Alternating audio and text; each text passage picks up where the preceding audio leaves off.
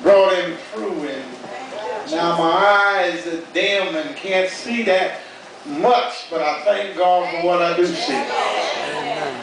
God is still good. Don't ever forget who God is. He is a good God. Now, I'm not going to hold you long, hoping not to. I'm happy to have Reverend Delk with us and our own ministers here. I'm reading from the 6th chapter of Genesis. Amen. And Jenkins, you read down, I guess, to 9 or 10 verses. I'm going to read just one verse and hope you can remember what he read.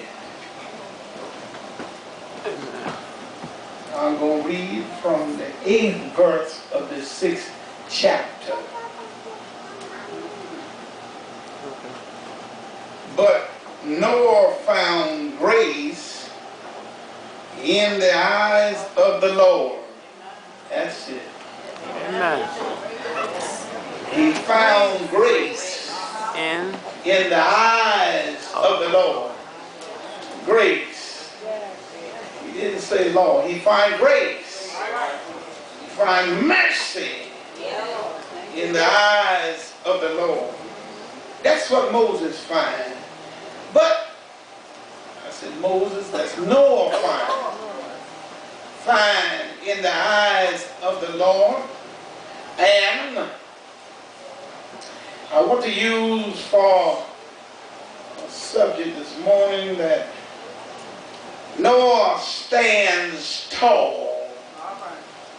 Now, you heard about Noah, the man who built the ark, the man that had 3 sons, the man that lived holy. Noah. But we find here that to be a man to stand tall among men, you don't stand too tall. But here's God talking about his man. Anybody in here have got in contact with God?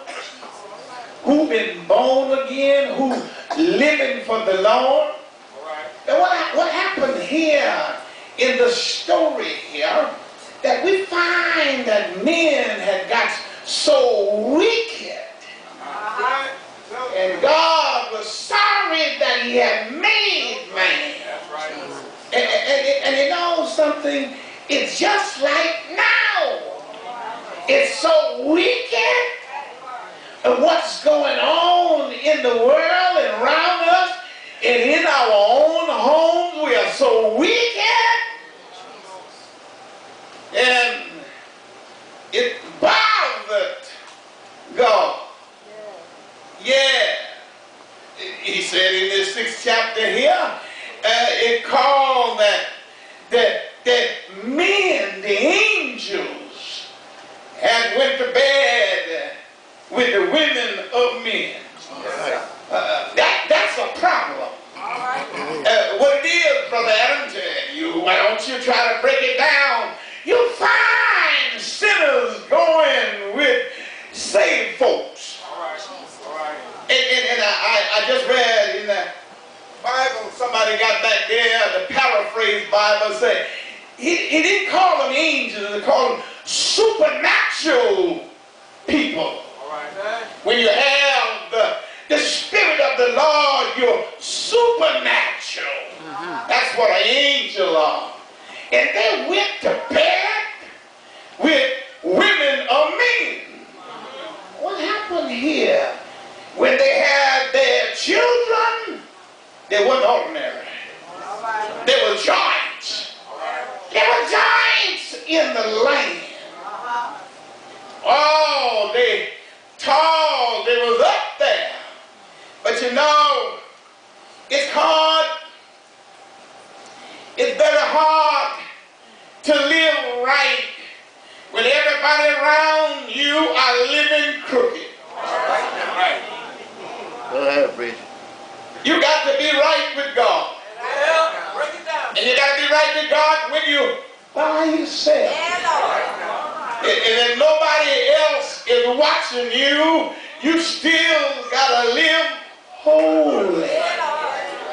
But you know, we didn't find too many people like that. But here, Noah, the second Adam.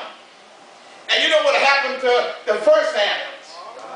The first Adam disobeyed God.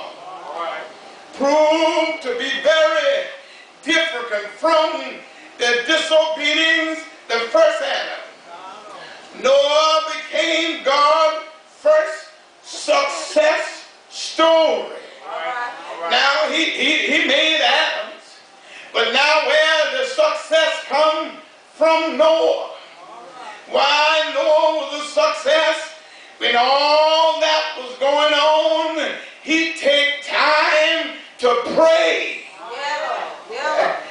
And I heard Paul saying that he had faith in God.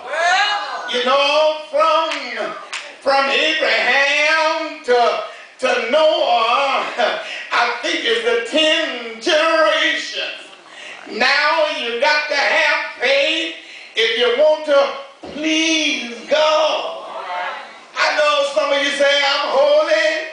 I've been shouting, I've been singing for 40 years, but if you don't have the Spirit of the Lord, you still ain't saying nothing. You got to have the faith in God, and somebody said faith without work is dead. You don't have me. Well, what we got here, Brother Adams, Noah proved that you have to live right even when others around you are going bad. In Noah's midst of evil men, one went against the tide to please God. Now this is what's going to happen to you and me. You got to go against the tide to please God. Is everybody drinking their little wine? You got to have some wine too. I don't need no wine. Everybody playing their number. You going to play your number because they play their number. I don't need no number. I know the Lord will make a way. Even if you don't have a job, He'll make a way for you.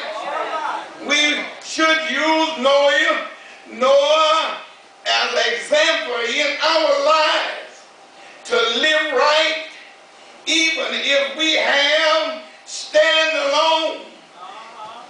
Do like Noah. If you got to live alone, be alone.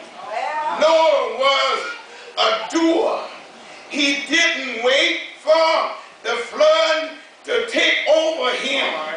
He was doing it before the flood came. God talked to him. But if I ask you this morning what you will do about it, give you time to think about it. You know, some folks feel if I go to church, that make everything all right. But just going to church don't save you. You got to have the word to save you. And the word will stand forever. Now, I thought I had a little introduction here. Noah built the ark. The ark to save mankind. Just as God gave Noah the resources to give to them, to each of us, that we can use the resources to build our security. Because of Noah, we see that God will take nothing. If even one person does right, God will spare the whole nation. In this church, if we find somebody or one person live right, God will spare